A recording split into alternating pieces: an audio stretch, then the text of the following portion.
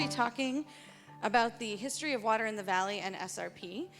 And most of you are probably familiar with SRP as a power provider, but I'm going to talk today a little bit about our water history. So for those of you who are not as familiar, SRP has been around since 1903. We provide about 800,000 acre-feet of water annually. And if you're not familiar with what an acre-foot is, if you take a football field and fill it with a foot of water, that's about an acre-foot. So around 800,000 acre-feet annually, and we hit our millionth power customer this year, in 2015 as well. So SRP is made up of two separate entities. The Salt River Valley Water Users Association, which was formed in 1903, and the Salt River Project Agricultural Improvement and Power District, which was formed in 1937. We'll talk about both of those today as well. Before I get started into the presentation, I want to point out the layout of the slides.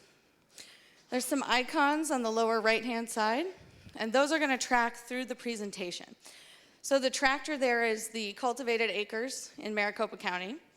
The people is the population of Maricopa County.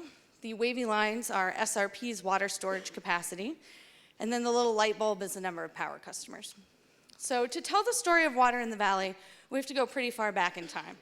And we're going to start around 1 AD, when a group of people that we call the Hohokam lived here in the valley. They lived here from about 1 AD to 1450 AD. And they realized very early on that in order to sustain life here in the valley, they needed water. They needed a reliable supply of water. And they constructed a pretty complex network of about 500 miles of canals and laterals here in the valley. And those are sort of the faint gray lines on the map here on the slide. That's the Hohokam Canal System. And if you think about the tools that they had available at that time to build 500 miles of canals, it's pretty impressive. They were really, really good engineers. They used gravity to move water from one side of the valley to the other. SRP's system today uses the very same principle. They supported about 50,000 people here in the valley, and they are one of the only indigenous North American populations to use large-scale irrigation.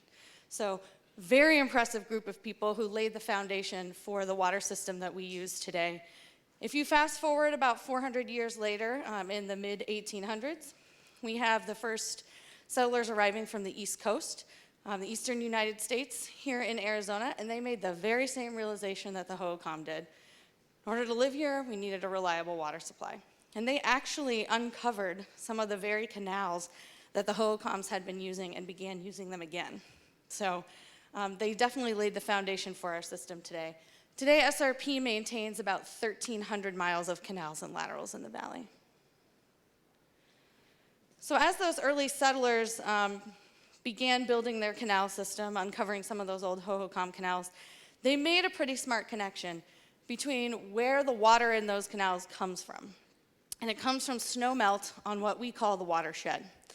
And SRP's watershed, which provides a good amount of the water for the valley, is all of the streams and tributaries that feed the Salt and Verde rivers. So this is a map of the watershed. And the residents around the turn of the century, around 1900, went to the federal government and asked that these lands be protected in order to maintain the certainty and integrity of that water supply. And around the turn of the century, these areas were made forest reserves. Today, a lot of this land is national forest land. Some is also reservation land as well. But this is an example of some of the careful planning and thinking that went into setting up the water supply here in the valley. So it set aside about 13,000 square miles of land on the watershed in order to provide water for about 550 square miles of land here in the valley. Even with those lands set aside as forest reserves, there was still some difficulty in maintaining a reliable water supply here in the valley around the turn of the century. And there were three factors that motivated the people who lived here to look to the federal government for some assistance in shoring up that water supply.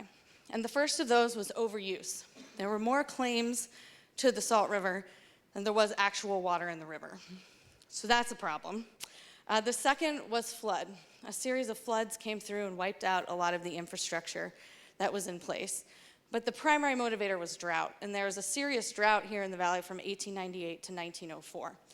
And it was in the midst of this drought that the residents of the valley looked to the idea of reclamation. And at the time, reclamation meant reclaiming arid or desert lands by building irrigation infrastructure. And it just so happened that President Roosevelt, Theodore Roosevelt, who was president at the time, was a huge proponent of reclamation. And in fact, several lobbyists from the valley went back to Washington, D.C. to help advocate for the passage of the National Reclamation Act, which was signed into law in 1902. And what the Reclamation Act did was it provided federal funds in the form of loans, as well as expertise, in order to build irrigation infrastructure.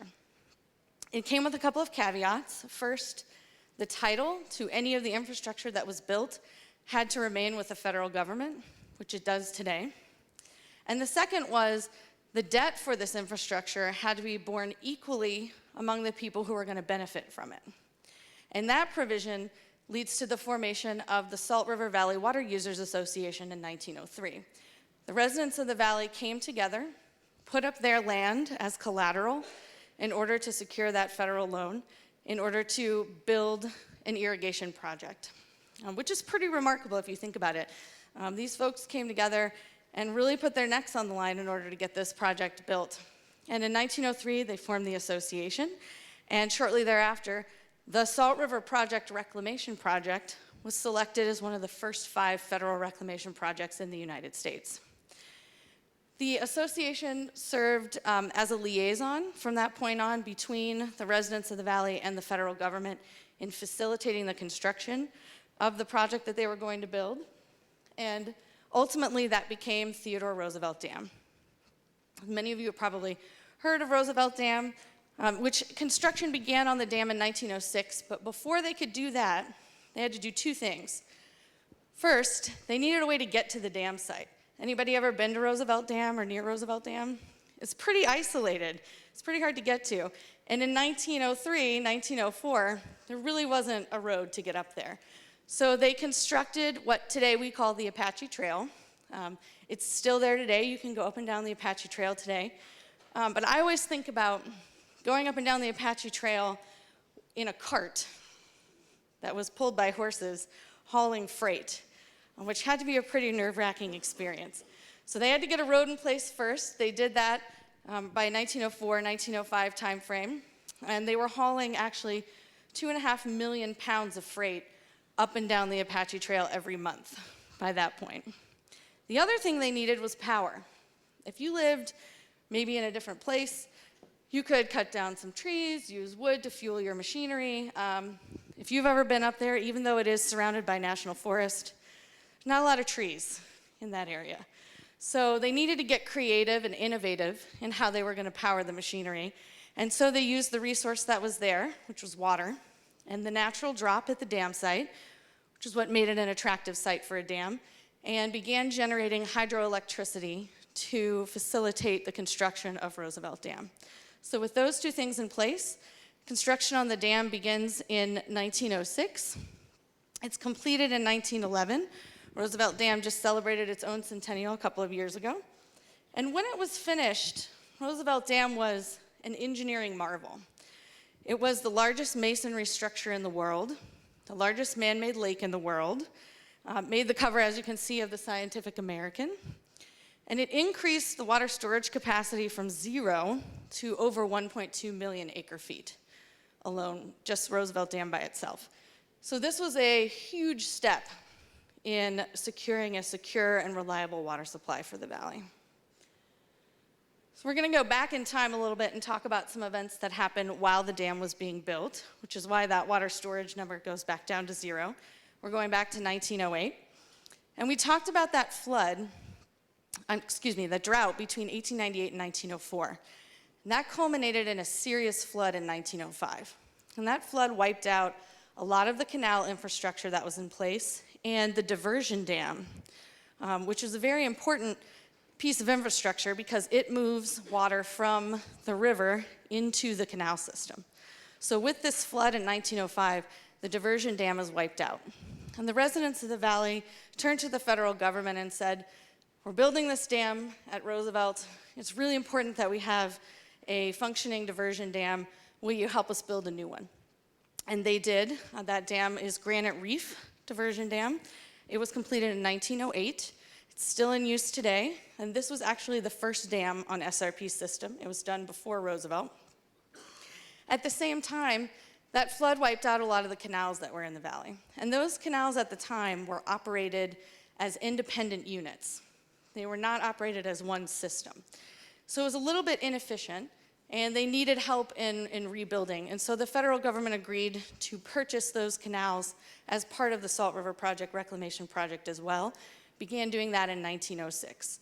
So by 1908, 1909 timeframe, we have a reliable unified canal system, a reliable diversion dam, and then Roosevelt Dam is finished in 1911. So things are getting set up for a strong water supply for the valley.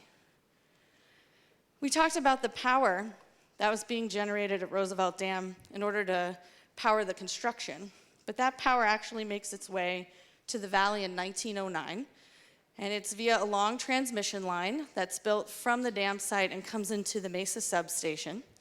And you can still see some of those towers today. If you drive up the Apache Trail, some of the very towers that were built in 1909 are still there. And the legend is that those are windmills that were ordered from the Sears and Roebuck catalog that we just chopped the top off of and used as transmission towers. So that's the legend. But you can still see them today. One of SRP's earliest power customers actually was right here in Glendale. The sugar beet factory became one of SRP's first customers in 1911, and they purchased 600 kilowatts in order to power their factory. So this is a picture of the sugar beet factory in Glendale. A really important water rights decision was also made while Roosevelt Dam was being constructed, and that is something that we call the Kent Decree. And the Kent Decree was decided by Judge Edward Kent, who was a territorial judge, and the folks in the valley determined that it would be really important to know what the water rights were for the folks living here before the dam was finished. So they initiated a friendly lawsuit, which was called Hurley v. Abbott. It had 4,800 claimants. And what they did was systematically go through all of these parcels of land and determine when they had started using water, had they used it continuously, did they have no history of water use, and then broke those lands up into classes. So we have Class A, Class B, and Class C, and then assigned a priority water right to each of those classes. So this is very important. The Kent Decree is still in effect today. It applies to a certain type of water. This is not all water that's behind Roosevelt Dam, but it's what we call normal flow, which is the water that would have been flowing in the river if the dam had not been built. And SRP continues to deliver water today to our shareholders in accordance with the Kent Decree. There are two things that I think are really important to remember about water rights in Arizona, and those are affirmed by this decision as well. The first is that water rights in Arizona are pertinent to the land, which means they stay with the land. When you move, you can't take your water right with you. It stays with the land. So people don't own the water rights, they're with the land. And the second is that Arizona water rights are based on what we call the doctrine of prior appropriation, which is first in time, first in right. So if you were the first person to use water, then you have a higher priority date and higher priority water right than folks who used it later. So those are just two kind of important things to remember, which were affirmed by the Kent Decree. In 1917, the Salt River Valley Water Users Association takes over operation of the Salt River Project. And this is important because this signifies, up until this point, the federal government had been operating the project, and this is the point at which it becomes controlled by a local entity. So this is an important moment for water here in the valley. There was a contract signed that allowed for this to happen. And one of the other important provisions in this contract is that the actual amount that the farmers who put their land up as collateral would be paying back to the federal government was determined in this contract as well. And that was close to about $10.8 million. So if you think about $10.8 million in 1917 is no small sum. So that's what they agreed to pay back to the federal government. Also in this contract, the association is given the opportunity to keep their power revenues and reinvest those back into their system. And that's going to be important for setting up SRP to be the power entity that we are today. After the contract is signed with the federal government, we have World War I taking place, and there's a drop in cotton prices.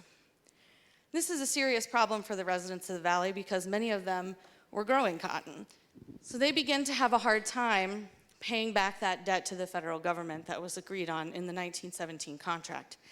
And at the time, SRP had a pretty visionary leader whose name was C.C. Cragen, and he came up with this idea to build 3 more dams on the lower salt and then equip those dams with the ability to generate hydroelectricity, increase water storage capacity, but also be able to generate hydroelectricity, use the revenue from the sales of that electricity to help pay back the debt to the federal government.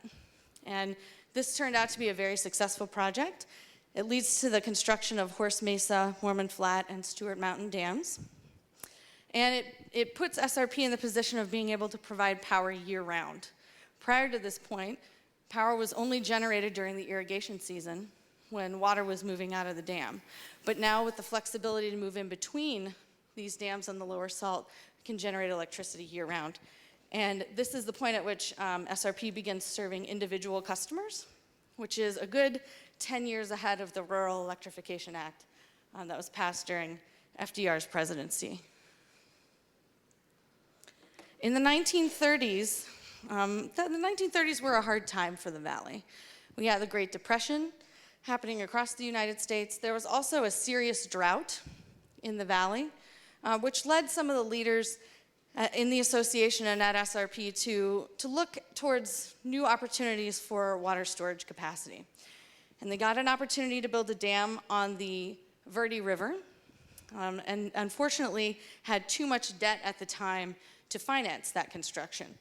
And so they decided to form an agricultural improvement district under the laws, the state laws of Arizona, as a political subdivision of the state, which would be able to pass tax-free bonds, which would make their financing a little bit more attractive, also provide the opportunity to refinance some of the debt that they had.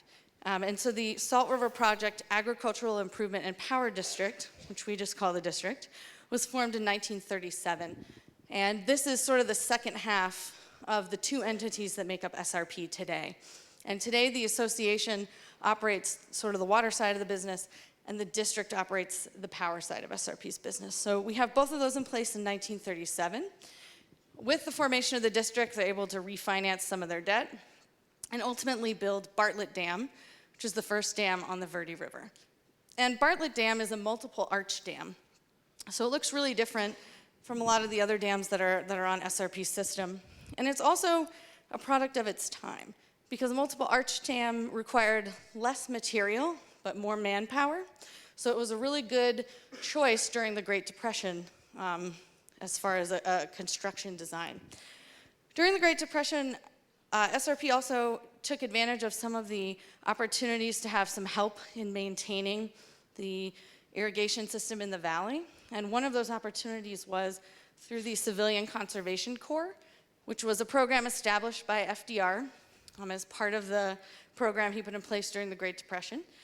So the Civilian Conservation Corps did a lot of work on SRP's system, and this picture is of those folks lining a canal in Glendale around 83rd Avenue and Bethany Home in 1938.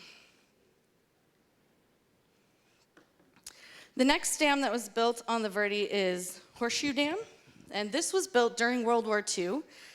It was part of an exchange agreement between SRP Phelps Dodge, the mining company, and the Defense Plant Corporation, and it was part of an effort to get more water for copper production during the war effort. And this dam is an earthen dam, because it's made of dirt. This is another product of its time. During World War II, materials are really short, so this was sort of a good solution for its time period as well. And just a sort of side note about World War II time period, there happened to be a POW camp in Papago Park. Some of you may be familiar with that, but it housed mostly Germans and Italians. And during the war, SRP had a hard time maintaining our workforce. Many of those folks were off fighting in the war, and so utilized and paid some of those POWs at that camp to work and maintain the canal system. So this is a picture of some of those folks working on the canal system during World War II. Many of you are probably familiar with the story of Arizona and the Phoenix area post-World War II, where we had just tremendous growth. Lots of people moving from the East Coast. That was sort of a trend nationally, that people were moving west. We have people who trained during the war and came back because they liked the climate so much.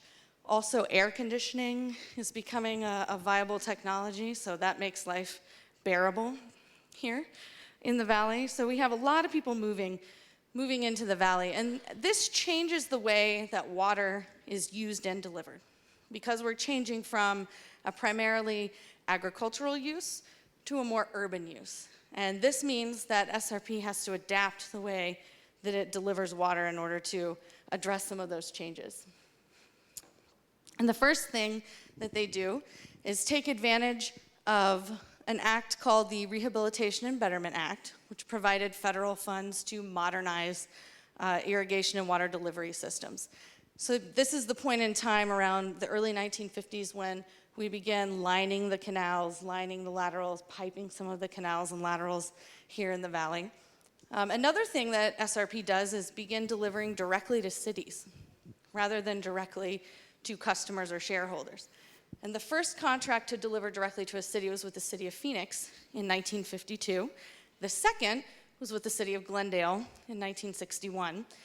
And actually that contract with Glendale was the first between SRP and a city that allowed for a city to directly access one of SRP's wells. So it was an important turning point and change point in the delivery of water here in the valley. And this is a picture, one of my favorites, of another change that started taking place in the late 1950s, which is SRP began opening business offices in various cities here in the valley. And this is the Glendale business office in 1950, which was in downtown Glendale. And those were around for a number of years. I think on the rotating slide before the presentation started, there's another picture of this office in 1960. So it was around for quite some time. We have growth continuing through the 1970s and the 1960s, and SRP continues building more power infrastructure, but also thinking about utilizing our water more efficiently. And as part of a project that we call HEFU, which stands for the Hydroelectric Expansion and Frequency Unification, we added the pump back system to some of our lower salt dams. And what that means is SRP can, when peak is really high and the demand is really high for power, can move water through those generators during the day, generate hydroelectricity, and then at night, when the power is more affordable, pump it back up into the reservoir above and do the same thing the next day. So it allows for a really efficient use of that water to generate electricity. This is a point at which SRP also updated the frequency of the generators on the dams. They had been at 25 cycle and they bumped them up to 60 during this time period as well. The 1980s were a period, not just in the valley but nationally, where people were thinking about the safety of our dam systems. We had Teton Dam fail in 1976, caused a lot of destruction and concern. And so the conversation nationally turns toward, are our dams safe? And one of the opportunities that was presented for SRP was to take advantage of the Safety of Dams Act, which was passed in 1984, provided some federal funds to shore up some of those dams. And the number one thing that SRP did was raise Roosevelt Dam by 77 feet. So that's why it looks a little bit different today than it did when it was first constructed. So Roosevelt Dam was raised, that was completed in 1996. And then at the same time, SRP was working on an interconnect between SRP and CAP's system, which was finished in 1991. And that allows for a flexibility in moving CAP water through SRP's system, so a little more certainty on our water supply there as well. And SRP continues today to think about additional supplies and think about the certainty of our water supply through a number of forward-thinking initiatives. We acquired the ability to operate C.C. Craigan Dam in 2004. And the water in that dam will go towards helping with some of the demand in northern Gila County. And additionally, SRP has been participating in underground recharge facilities since the mid-1990s. The first of those was Granite Reef Underground Storage Project, which is in the East Valley. But we also have the New River Agua Fria River Underground Storage Project, which, as you can see, is in the West Valley. That's a picture of it with the Cardinals Stadium there in the background. And Glendale is a partner in that facility as well. And what these do is recharge the aquifer by banking and storing some of the excess water that's available. So that's kind of the story. I want to end really quickly talking about some opportunities for you all to go and interact with the canals and the water that's here in the valley. The canals used to be a real point of gathering for communities. In fact, people used to sometimes give their canal or lateral number instead of their address. And that opportunity is really here again with some of the efforts that SRP and the cities and the Bureau of Reclamation have put towards canal multiple use. So there are biking trails, running trails, there's gathering spaces like Arizona Falls and the Scottsdale waterfront. And if you're interested in learning more about any of those opportunities, you can go to the SRP website, or our booth out here has a really awesome map of all of those trails and opportunities. So thank you very much for having me today. I appreciate your attention, and thanks for being here.